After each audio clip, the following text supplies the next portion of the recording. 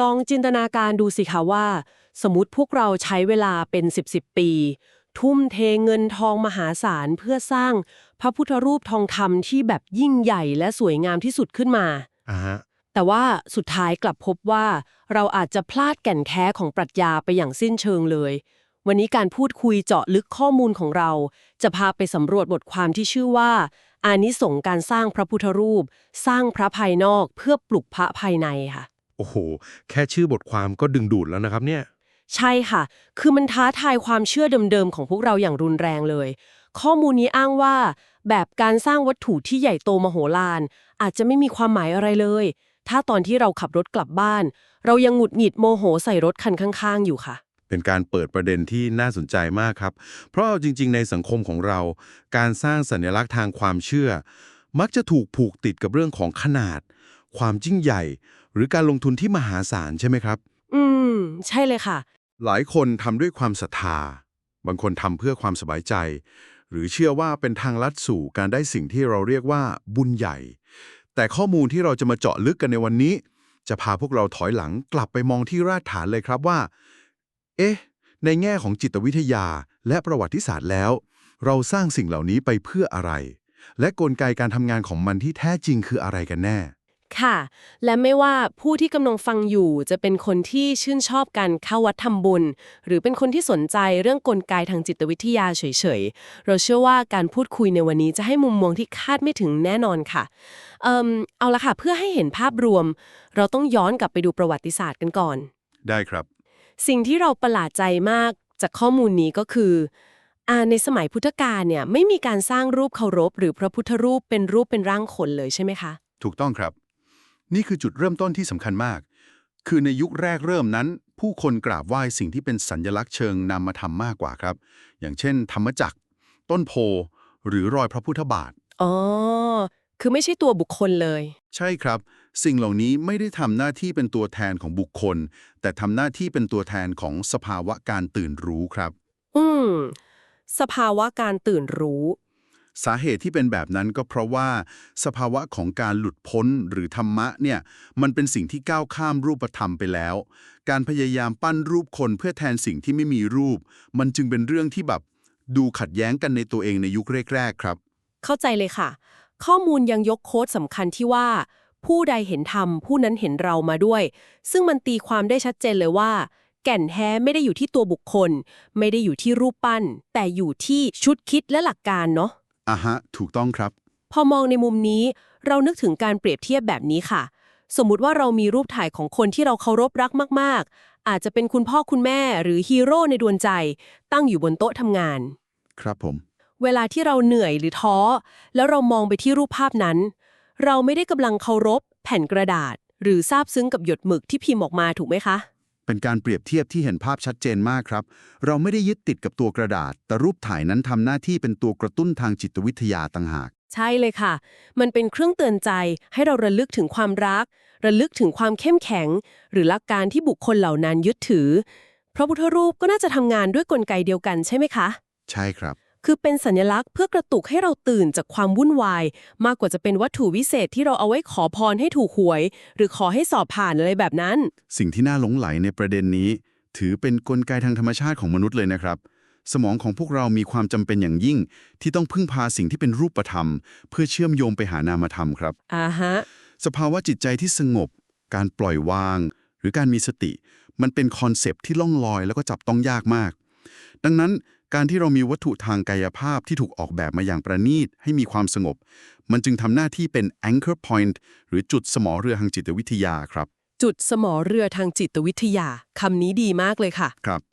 มันช่วยดึงจิตใจที่กำลังเตลิดให้กลับมาผูกติดกับสภาวะที่มีสติได้อย่างรวดเร็วครับเดี๋ยวนะคะขออนุญาตเบรกและตั้งคำถามแย้งตรงนี้นิดหนึ่งได้เลยครับเอาล่ะเรามาแยกแยะเรื่องนี้กันหน่อยถ้าข้อมูลบอกชัดเจนขนาดนี้ว่าพระพุทธรูปไม่ใช่สิ่งศักดิ์สิทธิ์ในตัวมันเองเป็นแค่จุดสมอเรือทางจิตใจครับและคำสอนดั้งเดิมก็บอกว่า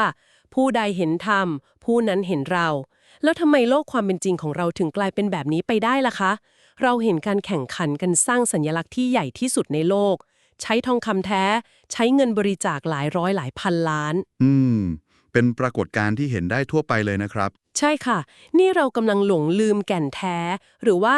อีโก้ของมนุษย์เรา มันเข้ามาแฮกประจาดั้งเดิมไปแล้วค่ะ เป็นคำถามที่ทะลุไปถึงแก่นของปัญหาเลยครับ ข้อมูลในบทความนี้ระบุชัดเจนว่า สิ่งที่เรียกว่าอานิสงส์หรือผลลัพธ์เชิงบวกจากการกระทำนั้น ไม่ได้แปรผันตามขนาดของสิ่งก่อสร้าง หรือจำนวนเงินที่จ่ายไปเลยแม้แต่น้อยครับ ไม่เกี่ยวกันเลยเหรอคะ ไม่เกี่ยวเลยครับ แต่อยู่ที่เจตนาล้วนๆมีการอ้างอิงคำสอนที่ว่า เรากล่าวว่าเจตนาคือกรรม ซึ่งแปลว่ากลไกทั้งหมดขับเคลื่อนด้วยความตั้งใจเบื้องหลังครับ อ๋อ เจตนาคือกรรม ส่วนเหตุผลที่ว่าทำไมมนุษย์ถึงชอบสร้างของใหญ่ๆ หรูหรา นั่นเป็นเพราะอคติทางจิตวิทยาของมนุษย์ครับ สมองเราถูกสร้างมาให้ประเมินคุณค่า ผ่านสิ่งที่มองเห็นด้วยตา อ่าฮะ อะไรที่ใหญ่กว่า สว่างกว่า ใช้ทรัพยากรมากกว่า เราจะด่วนสรุปไปเองว่ามันต้องมีคุณค่ามากกว่า ข้อมูลนี้จึงเป็นเหมือนการดึงสติพวกเรากลับมาครับว่า การประเมินคุณค่าทางจิตวิญญาณ ไม่สามารถใช้สายตาวัดได้ แต่ต้องวัดด้วยการเปลี่ยนแปลงภายในจิตใจครับ โอเค ถ้ามันไม่ได้วัดด้วยขนาดแล้วกลไกการเกิดผลลัพธ์เชิงบวก หรือบุญที่ว่านี้มันทำงานยังไงคะ ในข้อมูลมีการอธิบายอานิสงส์หลักๆ ไว้ 4 ข้อครับ ค่ะ มีอะไรบ้างคะ ข้อแรกคือ ปลูกศรัทธาในใจตนเองครับ เหมือนเมล็ดพันธุ์เล็กๆ ที่เติบโตเป็นต้นไม้ใหญ่ ข้อ 2 คือ เป็นเหตุให้คนอื่นเข้าถึงธรรม ซึ่งอันนี้เขาเรียกว่าเป็นบุญที่มีชีวิตยาวนานครับ บุญที่มีชีวิตยาวนาน น่าสนใจจังเลยค่ะ ครับ ส่วนข้อ 3 คือ ฝึกการเสียสละ ลดความตระหนี่และความยึดติด และข้อ 4 ซึ่งเป็นหัวใจสำคัญที่สุดคือ เตือนใจให้สร้างพระในตัวเองครับ อืม ใน4ข้อเนี้ยเราอยากให้เรามาเจาะลึกกันว่า ในเชิงจิตวิทยามันเกิดกระบวนการเหล่านั้น ได้ยังไงคะ อย่างเรื่องของการฝึกการเสียสละ หรือการลดความยึดติดเนี่ยมันอธิบายด้วยหลักเหตุผลได้ไหมคะ อธิบายได้และมีเหตุผลรองรับที่แข็งแรงมากครับ ลองนึกภาพตามแบบนี้นะครับ กระบวนการแรกสุดของการร่วมสร้างสัญลักษณ์เหล่านี้ มันคือการบังคับให้เราสละทรัพยากรส่วนตัวออกไป ไม่ว่าจะเป็นเงินทองหรือแรงกาย อ่าฮะ ในทางจิตวิทยา นี่คือการทำ exposure therapy หรือการบำบัดด้วยการเผชิญหน้ากับความกลัวแบบอ่อนๆครับ เผชิญหน้ากับความกลัวเลยเหรอคะ ใช่ครับ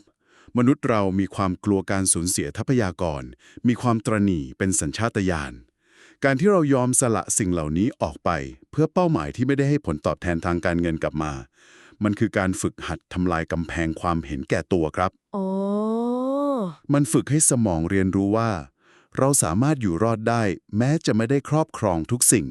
นี่คือจุดเริ่มต้นของการลดความยึดติดครับ อ๋อ เข้าใจแล้วค่ะ มันเหมือนการไปยิมเพื่อฝึกกล้ามเนื้อแห่งการเสียสละ ยิ่งเราให้โดยไม่หวังผลตอบแทนมากเท่าไหร่ ความยึดติดในวัตถุก็จะค่อยๆ คลายลง และนำไปสู่ความมั่นคงทางจิตใจในที่สุดเนอะ ถูกต้องเลยครับ แต่มีอีกประเด็นหนึ่งที่ข้อมูลเน้นย้ำมาก คือคำว่าบุญที่มีชีวิตยาวนาน ที่พูดถึงเมื่อกี้หรือการส่งผลกระทบต่อผู้อื่น เรื่องราวของวัยรุ่นในบทความนั้นกระแทกใจเรามากเลยค่ะ ใช่ครับ เรื่องนั้นเป็นตัวอย่างที่ทรงพลังมาก บทความเล่าถึงชายคนหนึ่งที่สร้างสัญลักษณ์อันสงบเงียบนี้ไว้ในชุมชนครับ วันเวลาผ่านไป เขาอาจจะจากโลกนี้ไปแล้ว ค่ะ แต่วันหนึ่ง มีเด็กวัยรุ่นที่กำลังอยู่ในอารมณ์พลุ่งพล่านกำลังจะไปทำเรื่องผิดกฎหมายหรือก่ออาชญากรรม เดินผ่านและบังเอิญสบตากับพระพักตร์หรือใบหน้าที่สงบนิ่งสมบูรณ์แบบของรูปปั้นนั้น อืม ทันใดนั้น วัยรุ่นคนนั้นเกิดความคิดแวบขึ้นมาว่า ถ้าพระยังสงบได้ทำไมตัวเราจะหยุดไม่ได้ ความคิดแค่นี้แหละครับ ที่เปลี่ยนเส้นทางชีวิตของเขาไปตลอดกาล โอ้โห แค่การสบตากับความสงบก็สามารถหยุดยั้งความรุนแรงได้ นี่มันคือปาฏิหาริย์หรือกลไกทางวิทยาศาสตร์คะเนี่ย มันทำงานยังไงในสมองของเรากันแน่คะ ถ้าเราเชื่อมโยงเรื่องนี้กับภาพรวมที่ใหญ่ขึ้นในมุมของประสาทวิทยาศาสตร์ นี่คือกลไกที่เรียกว่า pattern interrupt หรือการขัดจังหวะรูปแบบความคิดครับ pattern interrupt ขัดจังหวะยังไงคะ สมองของวัยรุ่นที่กำลังโกรธแค้นวงจรประสาทมันกำลังเวี่ยงวนเป็นลูปซ้ำๆด้วยความเร็วสูงครับ แต่พอมนุษย์เรามองเห็นใบหน้าที่สงบเงียบ สมองของเราจะมีเซลล์ประสาทกระจกเงา หรือ mirror neurons ที่พยายามจะสะท้อนหรือลอกเลียนแบบอารมณ์ของสิ่งที่เรามองเห็น ฮะ เหมือนเวลาเราเห็นคนหาวเราก็อยากหาวตามใช่ไหมคะ ใช่เลยครับ หลักการเดียวกัน พอมันประมวลผลความสงบที่อยู่ตรงหน้า มันจึงเกิดการขัดจังหวะวงจรความโกรธอย่างกระทันหัน สร้างช่องว่างเล็กๆในความคิดขึ้นมา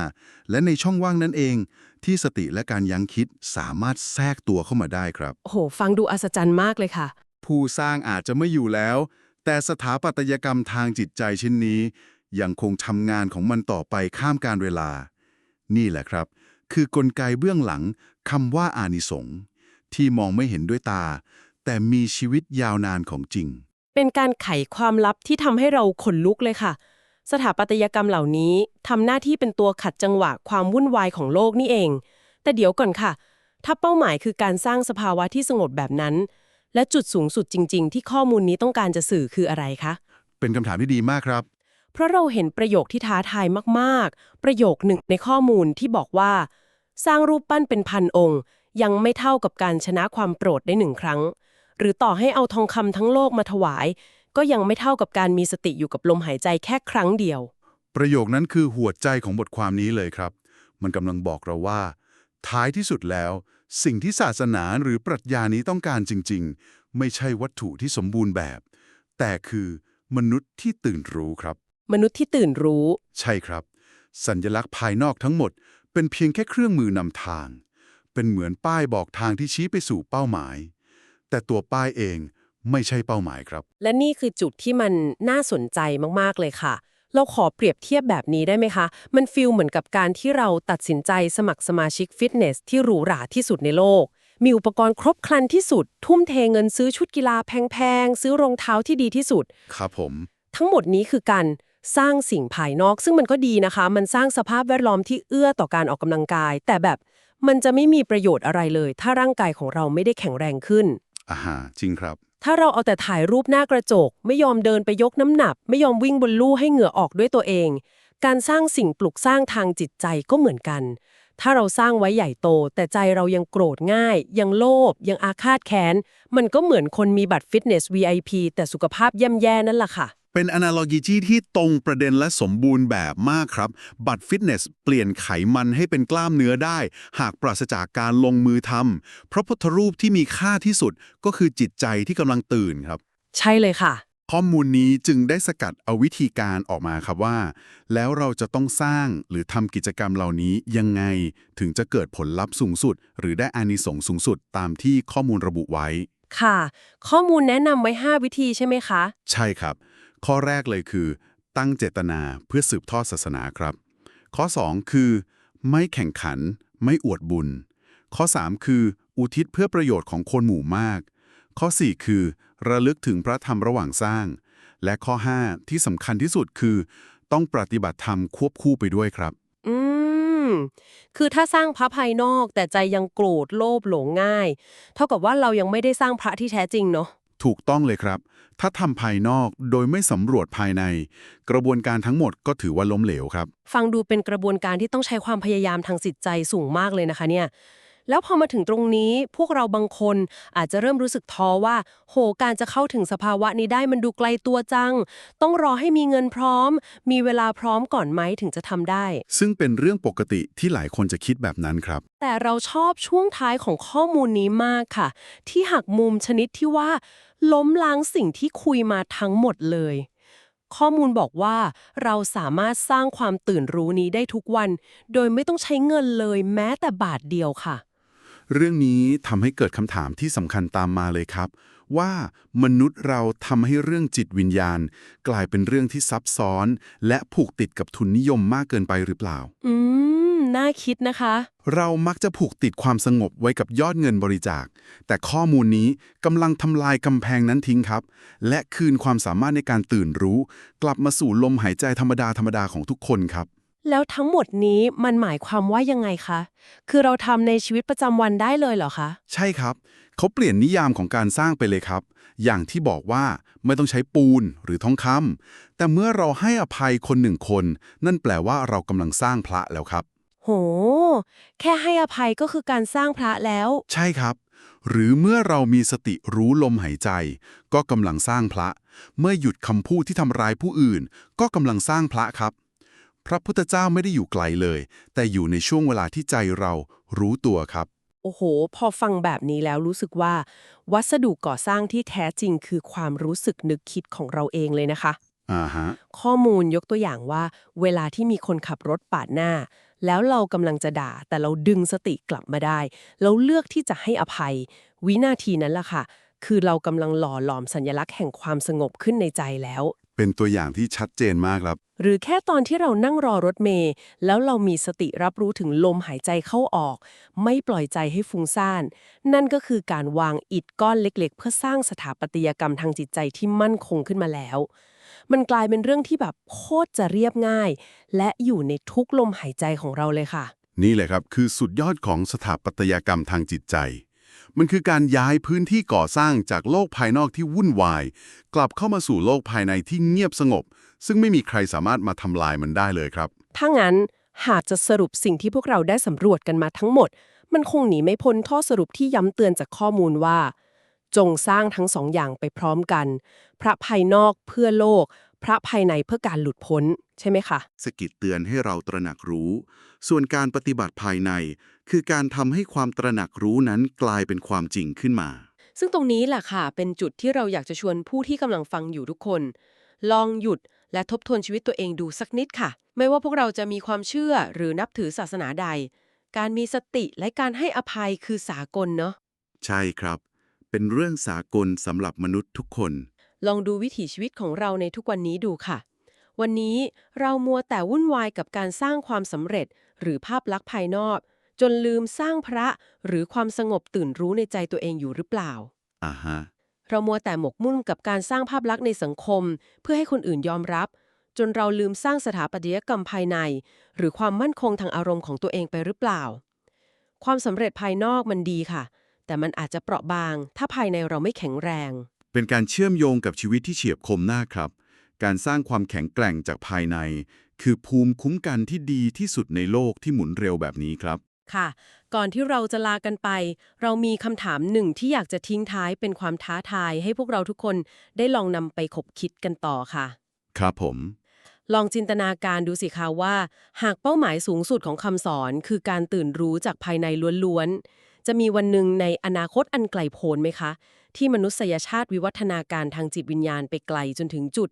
ที่เราไม่จำเป็นต้องสร้างรูปเคารพ หรือศาสนสถานทางกายภาพใดๆอีกต่อไป อืม เป็นจินตนาการที่ท้าทายมากครับ เพราะเราสามารถพึ่งพาสถาปัตยกรรมทางจิตใจที่มองไม่เห็น แต่แข็งแกร่งและสมบูรณ์แบบอยู่ภายในตัวเราทุกคนแทน ลองเก็บไปคิดกันดูนะคะสำหรับการพูดคุยเจาะลึกข้อมูลของเราในวันนี้ต้องขอขอบคุณที่ติดตามฟัง สวัสดีค่ะสวัสดีครับ